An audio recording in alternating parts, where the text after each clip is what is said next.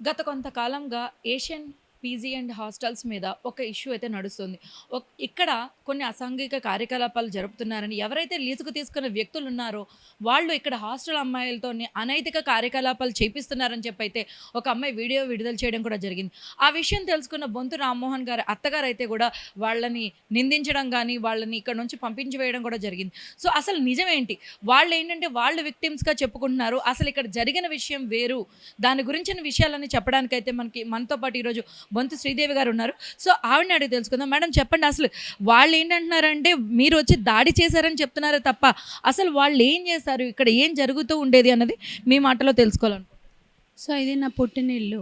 So అమ్మ వాళ్ళము, మేము ముగ్గురు సిస్టర్స్, బ్రదరు. సో 2022లో మరి మేము కాకినాడ సీన్‌కి లీజ్ ఇచ్చాం బిల్డింగ్. ఇది 4,00,000, అది పక్కనది 2,25,000, 6,25,000 కాకినాడ సీన్‌కి. సో ఆయనకి సంబంధం లేదు. సో ఆయనకి ఏమి కూడా ఇన్వాల్వ్‌మెంట్ లేదు. ఇప్పుడు వీర హనుమాన్ రెడ్డికి. సో కాకినాడ సీనుని పక్కకు జరిపేసి వీర హనుమాన్ రెడ్డి రన్ చేస్తున్నారు. సో మేము నిలదీసాము. ఏంటి ఈయన పోయి ఈయనొచ్చాడు అంటే, లేదు మేము చూసుకుంటామని చెప్పారు. సో జూన్ 17, 2022 సంవత్సరం హ్యాండ్ ఓవర్ చేసుకొని జూలై నెక్స్ట్ 2023 మే 2 వరకు ఆహ్, రెంట్ కట్టట్లేదు, ఏం కట్టట్లేదు. మేము పలుమార్లు పిలిచి అడిగితే ప్రతిసారి వంక ఏదో ఒక స్టోరీ చెప్పి అయితే మళ్ళీ మార్చిలో ఒకసారి పిలిచి, మీరు ఖాళీ చేసేయండి, డబ్బులు ఇవ్వకపోతే ఇంత ఇల్లు కట్టుకున్నది ఉట్టిగా కూర్చోవడానికి కాదు కదా అంటే, లేదు అది ఇది ఇంకేదో కాక్ అండ్ బుల్ స్టోరీస్ చెప్పిండు. చెప్పి మే 2వ తారీఖు ఫస్ట్ నోటీసులు పంపించేశాడు. వీళ్ళు ఇంజెక్షన్ ఆర్డర్ తెచ్చాడు, స్టెటెస్కో తెచ్చాడు, రకరకాలుగా మా అమ్మకి రెంట్ ఇస్తున్నట్టు ఫోర్జరీ సంతకం పెట్టి ఒక కేసు మా కోర్టు నుంచి పంపించాడు. సో అమ్మ దొంగ దొరికిండు అని మేము కూడా అనుకున్నాం. పిలిస్తే మంచితనంతో రావట్లేదు. చర్చలు జరుపుదాం రమ్మంటే 5, 6 సార్లు మధ్యవర్తి ఎవరైతే బిల్డింగ్ ఇచ్చి ఆయనతోటి వచ్చి మంచిగా నటించిపోయిండు. బట్ ఆయన మనసులో ఇవన్నీ కేసులు వేయాలని మాకు అనేది తెలియలేదు. సో ఫోర్జరీ మా అమ్మ చూస్తేనే అర్థమైపోయింది ఇది ఫోర్జరీ చేశాను. అయితే మేమేం చేసామంటే, రామ్మోహన్ గారు మేము గొడవలు గిడవలు అని అంటే ఇక మేము పొలిటికల్గా ఉన్నాం, చట్టాన్ని గౌరవించాలని ఆయన కేసులు వేస్తే మేము కూడా ఫోర్జరీ చీటింగ్ చేశారనేసి మేము కూడా కోర్టు నుంచి నోటీసులు పంపించాం. ఎఫ్ఎస్ఎల్కి అప్లై చేసుకున్నాం. ఎఫ్ఎస్ఎల్ రిపోర్ట్ వచ్చింది. అమ్మ సంతకం ఫోర్జరీ చేశాడు, ప్రామిసర్ నోటు ఫోర్జరీ చేశాడు, చెక్ ఫోర్జరీ చేశాడు, ఇక అన్నీ ఫోర్జరీ చేశారు. జైలుకు పట్టించినాం. ఫోర్జరీ ప్రూవ్ అయింది. ఎఫ్ఎస్ఎల్ రిపోర్ట్ వచ్చింది. ఎఫ్ఎస్ఎల్ రిపోర్ట్ వచ్చిన అరగంటకి ఇద్దరిని అరెస్ట్ చేశారు. ఇక అప్పటి నుంచి ఇంకా పగబట్టిండు. వీళ్ళు ఏం చేయలేదు, సపోర్ట్ చేయకుండా ఏం చేయలేదు. అమ్మ వాళ్ళని నడవనీయడు, మరదల్ని నడవనీయడు, పిల్లల్ని నడవనీయడు, ఆ తమ్ముడిని పిచ్చి పిచ్చిగా మాటలు మాట్లాడడము. సో ఇక్కడ ఉన్న హాస్టల్ అమ్మాయిలు మంచిగా ఉన్న 5 ఫ్లోర్లు బిల్డింగ్. సో ఫస్ట్ ఫ్లోర్లో మమ్మీ వాళ్ళు ఉంటారు. ఏ ఫ్లోర్లోనైతే అందమైన అమ్మాయిలు ఉంటారో అక్కడ వాళ్ళు ఇద్దరు అమ్మాయిలను పెడతాడు.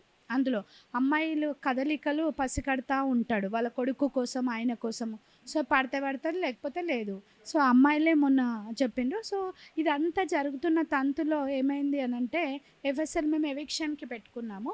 సో కోర్టు ఇప్పుడు హాలిడేస్ ఉన్నాయి, 2 మంత్స్లో ఆయన వెళ్ళిపోతాడు. మేము ఎప్పుడు కూడా 3 సంవత్సరాల నుంచి బొంతు రామ్మోహన్ గారిని, శ్రీదేవి గారిని ఒక తల్లిగారింటికి వచ్చి అత్తగారింటికి వచ్చిపోయినాం, కానీ హాస్టల్లోనితోటి మాట్లాడింది లేదు, కొట్లాడింది లేదు, ఏం లేదు. సో కొడుకు తప్పు చేసిండు, ఇప్పుడు ఈ కొడుకుని ఎట్లా తప్పించాలి? మరి భార్య దుర్భాషలాడుతుంది, రౌడీల్లాగా చూసారు కదా వాళ్ళ భార్యని, వాళ్ళ బిడ్డని ఎట్లా ఉన్నారో, ఎట్లా యాక్షన్ చేస్తున్నారు. సో మనం ఏం అనొద్దన్న తరుణంలో మొన్న మే 16 ఎర్లీ మార్నింగ్ ఒక అబ్బాయి హాస్టల్లోకి వచ్చాడని అమ్మాయి కేకలు పెట్టింది.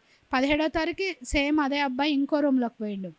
అమ్మాయిలందరూ ముక్త కంఠంతో కిందికొచ్చి ఆ సీసీ ఫుటేజ్ కావాలి, ఆ అబ్బాయి ఎవరు, మరి మేము స్నానాలు తీసుకుంటే వీడియోలు సెట్ చేసి పెట్టిండ్రా, ఏం చేసిండ్రు, మరి ఎవరు వచ్చిండ్రు, ఎందుకు వచ్చిండ్రు, మాకు కావాలి. 9 నెలల కిందట కూడా అట్లనే అయిందంట. సో షాడో కనిపించింది, కీకలు పెట్టిండ్రు అమ్మాయిలందరూ. సో పోలీస్ వాళ్ళకి అమ్మాయిలు కంప్లైంట్ ఇవ్వగానే పోలీస్ వాళ్ళని మాటలలో పెట్టి డబ్బులతో మేనేజ్ చేశారని అమ్మాయిలే చెప్తారు. 15, 16 మంది అమ్మాయిలు చెప్తున్నారు. సో అక్క మేము చూసుకుంటున్నాం, 1 మంత్ నుంచే మంచి హాస్టల్లో అయితే వెళ్ళిపోతాం, ఎందుకంటే వీళ్ళ తండ్రి దృష్టి బాగాలేదు, కొడుకు దృష్టి బాగాలేదు, ఇక్కడ ఇది ప్లేస్లో కూర్చుంటారు, సో అబ్జర్వ్ చేస్తూ ఉంటారు. సో మేము ఏదైనా అడిగి, అంకుల్ ఫుట్బాల్ అది ఏంటంటే, ఏంటి నీకు ఇంతకంటే ఫుడ్ పెడతామా లేదా, దొబ్బే నీకు లేకపోతే అని అట్లా రూడ్గా మాట్లాడతాడు. సో మంచి అమ్మాయిని ఇక్కడైతే సీసీ కెమెరాలో పడతారని ముందర ఒక అమ్మాయి ఫ్రూట్ కొనడానికి వెళ్ళిందంట రీసెంట్గానే. ఫ్రూట్ కనడం వాడి అబ్బాయి ఫ్రెండ్‌ని పంపించి, "మా అన్నకి నువ్వు సెట్ కా" అని చెప్పి అడిగిండంట. ఆ అమ్మాయి వెంటనే వచ్చి అక్కడనే తిట్టి మళ్ళొచ్చి ఈ అంకుల్‌ని అడిగిందంట. "ఏంటి అంకుల్ ఇట్లా అంటున్నాడు వీర వాళ్ళ ఫ్రెండు" అంటే, "పోనీ వీరతోటి కాకపోతే నాతోటి సెట్ కావచ్చు కదమ్మా" అంటున్నాడంట. అమ్మాయినే. అతను వాళ్ళ నాన్న. అయితే ఇక అసలు అమ్మాయి వెంటనే వాళ్ళ నాన్నకి ఫోన్ చేసింది. వెకేట్ చేసి వెళ్ళిపోయింది. అమ్మాయి ఏంటంటే పోలీస్ కేసు ముర్ము గారు వచ్చారంట ఆ సమయంలో. ముర్ము గారు పోలీస్ స్టేషన్ 3 రోజులు తిరిగారు. అయితే వాళ్ళ బాబాయ్ ఏమన్నారంటే, "పెళ్ళయ్యే పిల్ల కదా! అన్న వద్దు, హాస్టల్ వెకేట్ చేసేసినాం కదా! సరిపోయింది" అని చెప్పారు. సో, ఆ అమ్మాయే వచ్చి మరి మొన్న మీడియాకి అంతా కూడా మాట్లాడింది. సో, లావణ్య అని కరీంనగర్ అమ్మాయి ఉంది. ఆ అమ్మాయి రూమ్‌లోకి కూడా వచ్చి కర్టెన్స్ తీయడము, చేతి పెట్టి డోర్ తీయడానికి ప్రయత్నించిన. ఆ అమ్మాయి కూడా మొన్న డీసీపీ మేడం గారు విత్ రికార్డ్ అన్ని రికార్డ్స్ తీసుకున్నారు వాళ్ళు. ఫేసులు బయట పెట్టలేదు. బట్ 5 అమ్మాయిల యొక్క రికార్డ్స్ మేడం తీసుకున్నారు, సీఐ గారు తీసుకున్నారు, మహిళా కమిషన్ తీసుకుంది. సో, చాలా పెద్ద ఎత్తున వెళ్ళిందండి. ముఖ్యంగా ఏంటంటే ఇంకా ఆ విషయంలో ఆ రోజు నుంచి ఈ రోజు వరకు అమ్మాయిలతోటి అందరు అమ్మాయిలు భయభ్రాంతులకు లోనవుతున్నారు. సడన్‌గా ఏంటి ఇట్లా రాత్రి పడుకుంటే ఇట్లా కనిపించి నీడలాగా కనిపించిందని అనుకుందామంటే చిన్నపిల్లలు కాదు కలనా అనుకోండి. సో, అమ్మాయిల భద్రత ముఖ్యం. మరి ఇప్పుడు ఇవాళ రేపు చూస్తూ ఉంటే కోటి ఆశలతోటి హైదరాబాద్‌కి వస్తా ఉంటారు. సో, తల్లిదండ్రుల కష్టార్జితంతోటి అమ్మాయిలు చదువుకొని ఒక ఉద్యోగం వచ్చిందా, లేకపోతే ఏదైనా కోచింగ్ తీసుకొని మంచి సెటిల్ అవుతారు, వాళ్ళ కాళ్ళ మీద వాళ్ళు ఉంటారని పంపిస్తే సడన్‌గా ఇట్లాంటియని ఆల్రెడీ ఒక అమ్మాయి నిన్న మధ్యాహ్నం ఒక కాల్ వచ్చిందండి. సో, వాళ్ళేంటంటే కరీంనగర్ అమ్మాయి మాదాపూర్ వీళ్ళ హాస్టల్‌లోనే ఉంటుంది. సో, ఆ అమ్మాయిని ప్రెగ్నెన్సీ చేశాడు వాళ్ళ కొడుకు.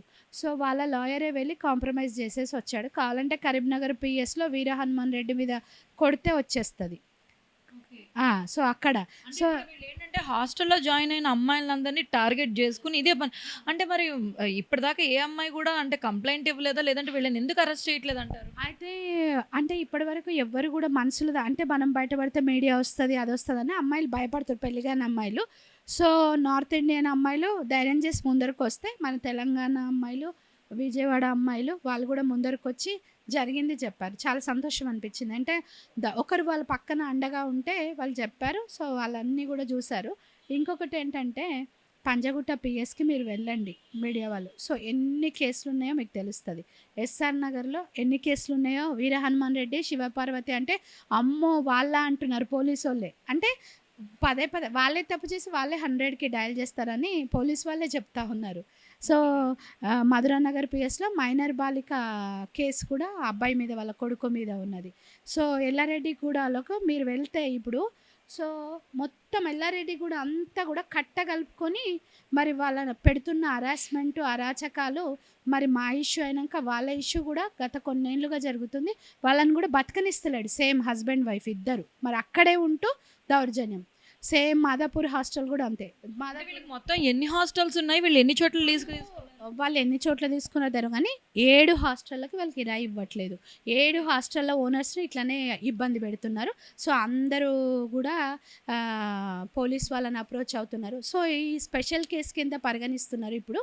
ఎందుకనంటే ఇది అమ్మాయిల విషయంలో వీళ్ళు చేసినది పైసలు గీసలు పక్కకు పెడితే, అమ్మాయిల విషయంలో ఇవాళ రేపు ఎంత స్ట్రిక్ట్‌గా ఉందో పొజిషన్ రూల్స్ అండ్ రెగ్యులేషన్స్ కాబట్టి ఈయన మీద తీసిన అన్ని కేసులు తీస్తుర్రు. వాళ్ళ అమ్మ చేసినవి ఇప్పుడు మేమంటే అబద్ధం చెప్పొచ్చు.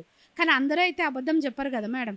సో, నిజానిజాలు నిగ్గు తేలుస్తూ మరి వీర హనుమాన్ రెడ్డి, శివపార్వతి, వీరారెడ్డి వీరిని ఒంగోలు వీళ్ళది ప్రాపర్. సేమ్ ఒంగోలులో కూడా దౌర్జన్యమైన ప్రాపర్టీస్ గుంజుకోవడము, వాళ్ళ మీద వీళ్ళ మీద కేసులు పెట్టడము. సో, అట్లా చేస్తే ఊరు ఊరు వెలేసి స్తంభాలకు పట్టి కొట్టి ఊరు వెళ్ళేసిండ్రు. హైదరాబాద్‌లో వాళ్ళు ఎన్ని హాస్టల్ నడిపినా ప్రస్తుతం నేను చెప్పిన హాస్టల్స్ అన్నీ కూడా కేసులు పెట్టడము, ఫోర్జరీలు చేయడము. మా మమ్మీది ఫోర్జరీ సంతకం చేసి మాకు రెంట్ ఇస్తున్నా అని కేసు పెట్టిండు. సో, అక్కడ దొరికిండు. అక్కడ దొరికితే మేము జైలుకి పంపించినాం. జైలుకి పంపించిన నుంచి మా మీద పగ. మమ్మల్ని ఎట్లా పొలిటికల్‌గా డ్యామేజ్. ఇప్పుడు అది పక్కకు పెడితే పైసలు ఎట్లైనా వస్తది. ఫోర్జరీ ప్రూవ్ అయింది. శిక్ష అనుభవించిండు. రేపు చట్టం తన పని తాను చేస్తది. పైసా కోర్టు నుంచి మాకొస్తది. కాబట్టి మేము ఎప్పుడు కూడా ఇన్వాల్వ్ కాలే. ఇంకా 3 నెలలు అయిపోతే అయిపోతదనుకున్నా. అంత లోపట ఈ అమ్మాయిల కేసు బయటపడి వాడికి వాడే గోతి తవ్వుకున్నాడు. కాబట్టి ఖచ్చితంగా అమ్మాయిలకి సీసీ ఫుటేజులు ఇచ్చే వరకు సీసీ ఫుటేజ్ చూడండి అక్కడ కట్ చేసేసిండు. అక్కడ సీసీ కెమెరాలకి క్లాత్ వేసేసిండు. అమ్మాయిలు అదే పట్టుబడుతున్నారు. అది అప్పటిదాకా నడిచిన సీసీ ఫుటేజ్ ఇప్పుడెందుకు నడవట్లేదు? మాకు కావాలి. మేము అది వచ్చే వరకు మేము బయటకెళ్ళం. మేము బయటకెళ్ళినా కూడా మాకు భద్రత అనేది ఉండదు. సో, ఇంకోటేంటంటే హాస్టల్ వార్డెన్ రాజ్యలక్ష్మి గారితోటి వాట్సాప్ కాల్ మాట్లాడి, ఆ అమ్మాయిని కన్విన్స్ చేయి, డీసీపీ ఆఫీస్‌కి మేమెళ్తే వీళ్ళు మమ్మల్ని బలవంతంగా చెప్పిస్తున్నారని కన్విన్స్ చేయి రాజ్యలక్ష్మి. నువ్వు అమ్మాయిని కన్విన్స్ చేయి. డీసీపీ గారికి చెప్పు, వీళ్ళు బలవంతంగా చెప్పిస్తున్నారు. మీకు ఆడియో వినిపిస్తాను. అమ్మాయి ఇప్పుడు మనం డీసీపీ గారికి పోయాం కదా. అవునండి. మీరు చిన్నగా అక్కడి నుంచి బయటకు వచ్చేసేస్తే ఆ, డీసీపీ గారికి వెళ్ళిపోతాం. ఆ, ఆఫర్ తీసుకుందానా? వద్దు. వద్దు. ఓకే. కానీ ఇప్పుడు ఆ అమ్మాయికి మీరు కొన్ని మాటలు నాకు చెప్పాలి. ఆ, అమ్మ, మేము డీసీపీ గారి నుంచి ఫోన్ చేస్తాము, ఉమ్, నేను కంప్లైంట్ ఇవ్వలేదు, నాకు తెలియదు, నా పేరు నా ఫోన్ నెంబర్ వాడుకున్నారు, ఉమ్, అంతవరకే చెప్పమను. ఉమ్, రూమ్ లోకి ఎవరో వచ్చారు, ఇవన్నీ వద్దు. ఉమ్. నాకు చెప్పగలవా అమ్మాయికి? చెప్తానండి. అమ్మాయి తెలుగు అమ్మాయి కదా పూర్తిగా? తెలుగు అమ్మాయి కాదు. ఓకే. ఇప్పుడు ఆ అమ్మాయికి మనం ఏం చెప్పాలంటే రూమ్ లో ఎవరో వచ్చారనేది అది మనమే కన్ఫర్మ్ చేస్తున్నట్టుంది. అవును, అర్థమైందా? అవునవును, కాబట్టి ఆ మాటలు చెప్పొద్దు. అవును. నేను కంప్లైంట్ ఇవ్వలేదు, నేను వచ్చిన లాయర్ ఆఫీస్ కాడికే రావాలి. ఆ, ఓకే. ఈ లోపల అమ్మాయికి నాకు చెప్పు, ఆ, అమ్మ నేను వెళ్తున్నాను, ఆ. మేము ఫోన్ చేస్తాము. ఆమె కూడా ఉందా?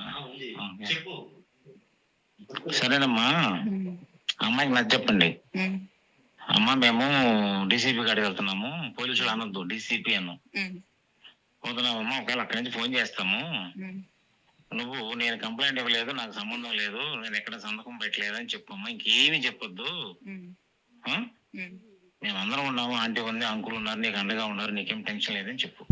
అయితే వీళ్ళు అబ్స్కాండింగ్లో ఉన్నారు కదండి. అయితే వార్డెన్కి వాట్సాప్ కాల్ చేశారు, వార్డెన్ రాజ్యలక్ష్మి అని. సో వీళ్ళు ఎట్లా చెప్తే ఆమె అట్లా చేస్తుంది. నటిస్తూ వీళ్ళ మధ్యనే తిరుగుతూ ఉంది. సో నటిస్తూ వీళ్ళ మధ్యనే తిరుగుకుంటూ ఆ అమ్మాయిని అట్లా చెప్పొద్దు, ఆ అమ్మాయిని ఒకటే నేను మాకేం లేదండి, మాకు సంబంధం లేదు, ఇప్పుడు మీరు విన్నారు కదా అలా మాటలు అని ఆ అమ్మాయిని వెళ్ళి కన్విన్స్ చేయమని అడుక్కుంటున్నాడు.